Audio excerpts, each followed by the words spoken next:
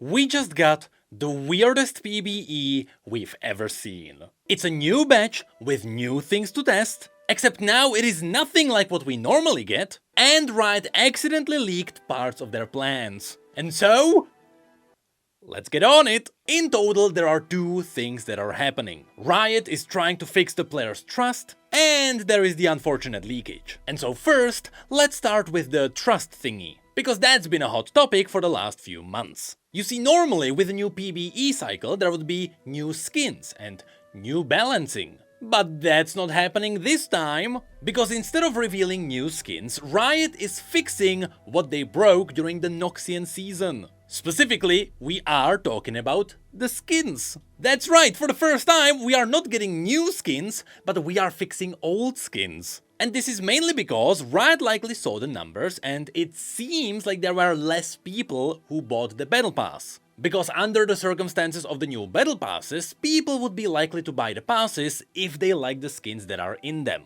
But with the pass we had, people didn't really get the satisfaction of unlocking new skins. And that is because most of the unlocked skins were recolors. Now sure, Riot did fix this in the Act 2 of the Noxian season. That's when they decided to remove Alistar and Rel, with the rest getting better. At least a little bit. And so here we are, with Riot bringing the rest up too. And by how much did they bring the rest up? Just enough, I would say. They are not massive changes. The theme and the color scheme are still the same.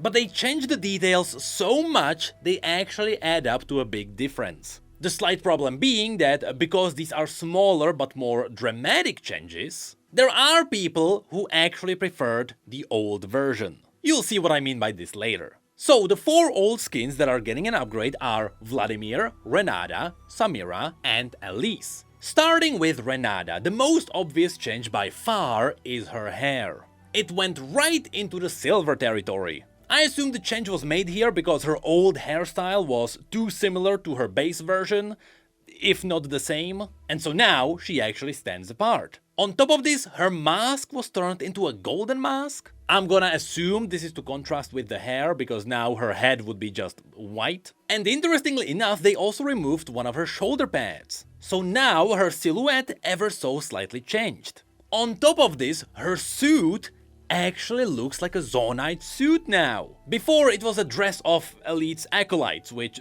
didn't make that much sense, even though this is supposed to be Renata attending Elise's party. But on top of this, her machine actually got actual model modifications. So as a result, this is not a chroma skin at all. But again, while many may see this as an upgrade, in reality, it is technically a side grade. I mean, both of the skins were fine, but they are just different now. Which means some people may prefer the old one. Where it is a pure upgrade though, are the spell effects. All the spells got decent changes, so it is no longer just a chroma skin. You can usually see thorns and petals around her now, which also includes big petals on the front of her ultimate. Now, because all of these changes together are quite big, of course, she also got new splash art, which also includes a new loading border. After which, next up, there is Elise. At first sight, what's really cool about the new model is that now this Elise skin is far closer to the one we got in the cinematic.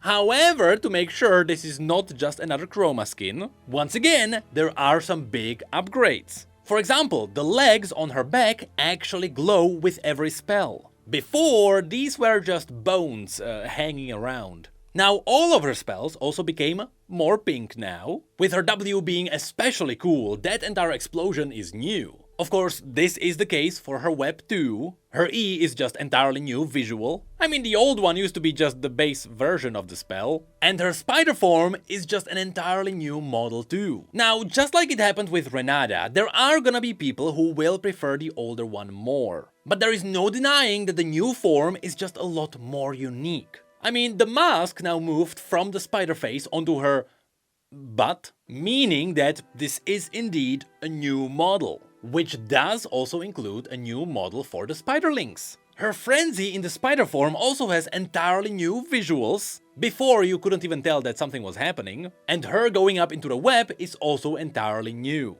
And just like it was with Renata, yes, this also has a new splash art, and yes, there are also the borders. So overall, a big upgrade for Elise.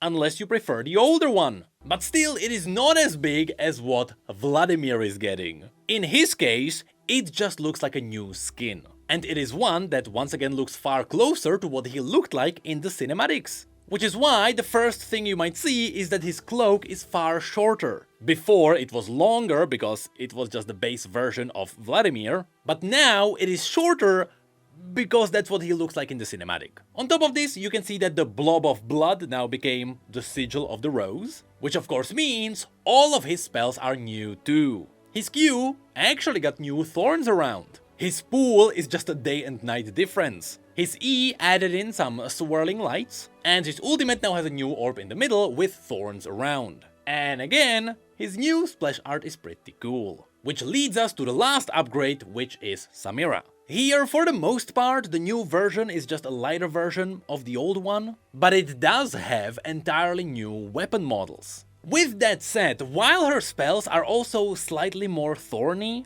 they are really hard to notice here. It's mostly around the edges of the spells where you can see the thorns, which does make them look slightly edgier. So for the most part, Samira's spell effects are nearly the same, but at least there are new weapon models. And yes, that also includes a new splash art. Now, an interesting thing is that while 3 of these skins are using the base recall animations of their base skins, it looked weird for Vladimir to not have one, and so Vladimir actually got a new recall animation. I did not expect to see that. And so, altogether, people are just really happy that these skins are getting upgraded. But that also brought up 2 slight problems. First of all, as we mentioned, some people just preferred the older versions of these skins. And that is despite the new skins just objectively having more features. And yes, I understand that this might suck, but there is another issue that takes priority here. Because now, after these skins got upgraded, people actually like them.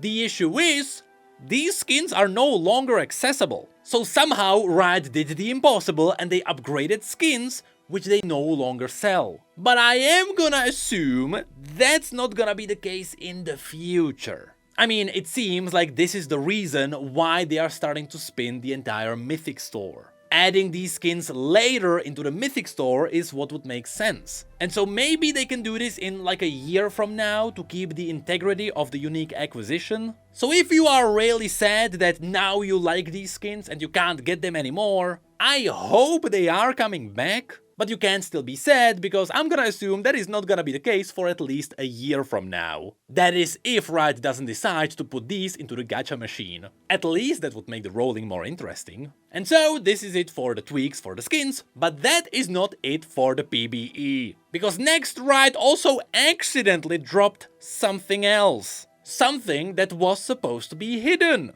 But unfortunately, people just got too good at looking through the new files. And so after people looked at the differences between the new and old PBE files, they saw this. Now this is the complete log of all the queues the client can trigger. In other words, this is the code for all the icons of Summoner's Rift and ARAM and TFT and stuff like that. It is the backbone of the game modes. And well, the strings of these codes also include the names of the game modes, at least the code names, but it also displays the numbers for how many players can play. This can be 5v5 for Summoner's Rift, or even 1v0 for something like the practice tools. And in most of the cases, if you hover over the game modes, this number will appear there too, which means it has to be included in the code. And well, Skin Spotlights looked through all the differences and this came out. These are brand new strings that dropped into the client. And let me say, it seems like the game modes team is cooking something big. Because first of all, there is a new queue for a game mode that is for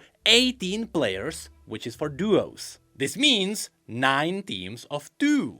Could this be for Arena? Well, possibly, but really, I don't think so. You'll see this might be something bigger. Next, there is a Monarch tutorial. Now, Monarch is likely the name for the game mode, just like how Swarm used to be Strawberry. And actually, Riot used to use a lot of food names for their game modes. But because the new game mode actually needs a tutorial, it has to be something bigger. There is also a new string for muting chat.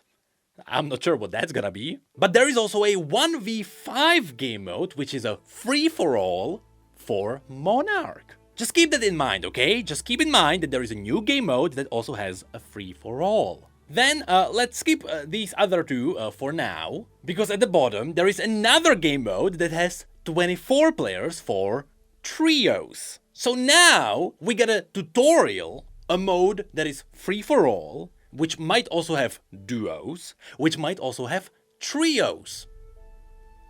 Where have we seen that? Yes, it is highly likely that these are not 3 separate game modes, it might be all for the same one. So yes, it is not confirmed, but it is likely League might be getting something similar to a Battle Royale. Now sure, this can be a tinfoil hat, maybe this is a new variant of Arena. But what's crazy is that Arena wouldn't have 5 teams, or possibly 9 teams of duos. You need an even number of teams to begin with so that everyone can fight someone at the beginning. This is not the case here, so this is some kind of a free-for-all game mode. But as to what it really might be, well, there is the last string. There is a string for a queue where Riot is testing new controls for WASD. That's right, if you've played Swarm, you know what this is. Riot is seriously considering letting players play the game, by which I mean Summoner's Rift, using WASD controls. If this is true,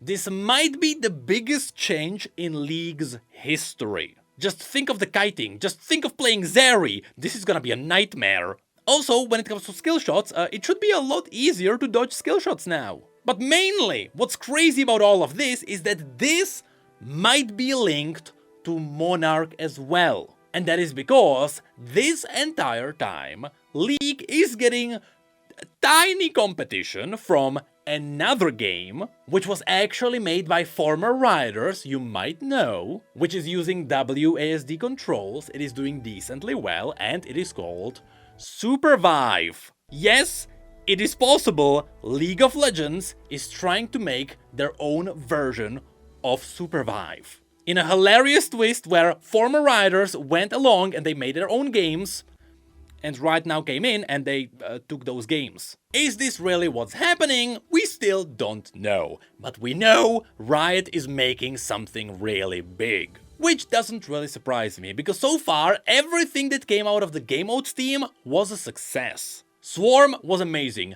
Arena even better, the 4 other iterations of Arena even better than that. Of course, Brawl is now on its way and it still seems to be a big success. And so seeing this team succeed on such a big level that Riot is seemingly giving them priorities, well now this could mean only one thing. Eventually we are getting League of Legends story mode, right?